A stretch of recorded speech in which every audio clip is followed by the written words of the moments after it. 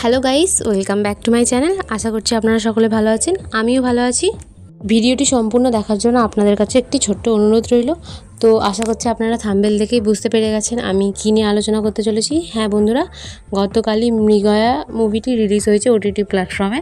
তো এটা কি কেমন লাগলো, কি হয়েছে সেটার ব্যাপারে আমি আলোচনা করব। আশা করছি আপনারা অনেকেই মুভিটা দেখে নিয়েছেন এরই মধ্যে বা দেখতে গিয়েছেন। তো অবশ্যই আপনারা কমেন্টে জানাবেন আপনাদের কেমন লেগেছে। তো বেশি কথা না বলে শুরু করা যাক। তো এই ছবিতে আমরা বিশেষ দেখতে পাই যে একজন প্রস্টিটিউট যার হঠাৎ করে মার্ডার করে দেওয়া হয় এবং তার একটা বাচ্চাও রয়েছে। সেই বাচ্চাটাকে এই ইন্সপেক্টররা কথা দেয় যে আমরা তোমার মায়ের খুনিকে ঠিক খুঁজে বার করব। তো এই বিষয় নিয়ে এই বিষয় ভিত্তিকই এই ছবিটা, এই বিষয়েই। তো এবার ছবিটা সম্পূর্ণ জানতে হলে অবশ্যই আপনাদের এখানে মুভি থিয়েটারে গিয়ে ছবিটা দেখতে হবে। এবার এই ছবিটার কিছু ভালো দিক খারাপ দিক নিয়ে আপনাদের সাথে আলোচনা করি। এবার আমার কাছে এই ছবিটির পজিটিভ দিক বলতে গেলে প্রথমেই আমি বলবো যে এই ছবিতে ঋত্বিক চক্রবর্তী এবং সৌরভ দাস ব্যাপক পারফরমেন্স করেছে। এবং আমি আপনাদের সাথে টিজার আলোচনা করেছিলাম, তখনই আমি বলেছিলাম যে এই দুটো মানুষকে দেখে মনে হচ্ছে যে ছবিটা আমাকে দেখতে যেতেই হবে, খুবই সুন্দর হবে। তো এটাই হলো প্রথম একটা ফার্স্ট পজিটিভ দিক। আমরা আগে কখনোই ঋত্বিক চক্রবর্তীকে এইভাবে অ্যাকশন মুডে দেখিনি, বা তার এই অ্যাটিটিউড, তার এই কথা বলার ধরন, কথা বলার ভঙ্গি, এই অ্যাটিটিউডটা আমরা আগে কখনোই দেখিনি তার মধ্যে। তো তাকে এই সিনেমার মধ্যে জাস্ট মাস্টার স্ট্রোক হিসেবে ব্যবহার করেছে এবং সুন্দরভাবে তার অ্যাকশন, তার অ্যাটিটিউড, তার সব কিছু দিয়ে এত সুন্দরভাবে প্রডিউসার প্রেজেন্ট করেছে ছবিটার মধ্যে। তো দেখে জাস্ট তাকে ব্যাপক লাগছে। এবার এখানে এই মুভিতে একটা পোর্শন রয়েছে যেখানে ঋত্বিক চক্রবর্তী একটা জুতো চাটে।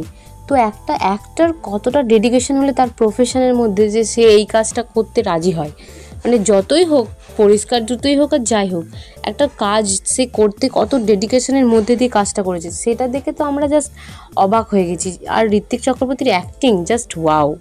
এবার এই ছবিতে বাকি ক্যারেক্টারদের যদি আমি বলি, তো বাকি ক্যারেক্টাররাও সুন্দর পারফরমেন্স দিয়েছে।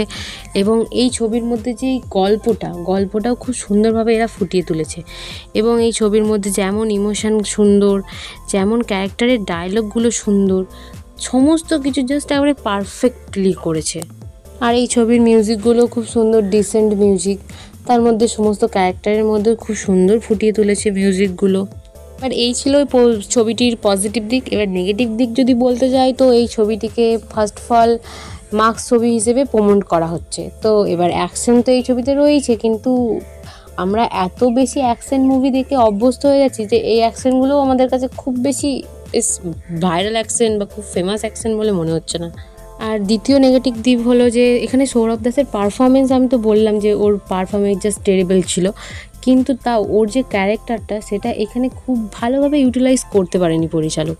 আর এই সিনেমায় বেশ কিছু সিকোয়েন্স আছে যেগুলো অন্যান্য সিনেমা থেকে কপি করার চেষ্টা করেছে, তো এটা খুব বেশি ভালো লাগেনি। আর এই ছবির যে ব্যাকগ্রাউন্ড স্কোর সেটা ভালো লেগেছে, কিন্তু অনেক সময় এমন হয়েছে যে ব্যাকগ্রাউন্ড স্কোরগুলো আনওয়ান্টেডভাবে বেজেই চলেছে কোনো কারণ ছাড়াই। শেষে আমি এটাই বলবো যে পার্সোনালি মুভিটা আমার ভালোই লেগেছে, খুব খারাপ লাগেনি। তো আপনাদের কাছে অনুরোধ রইল, আপনাদের যদি ইচ্ছা হয় তো মুভিটা অবশ্যই মুভি থিয়েটারে দেখতে যাবেন। আর আপনাদের কাছে অনুরোধ রইল, আমার ভিডিওটা যদি ভালো লেগে থাকে অবশ্যই লাইক, কমেন্ট, শেয়ার এবং চ্যানেলটিকে সাবস্ক্রাইব করে দেবেন। Thank you so much for watching this video.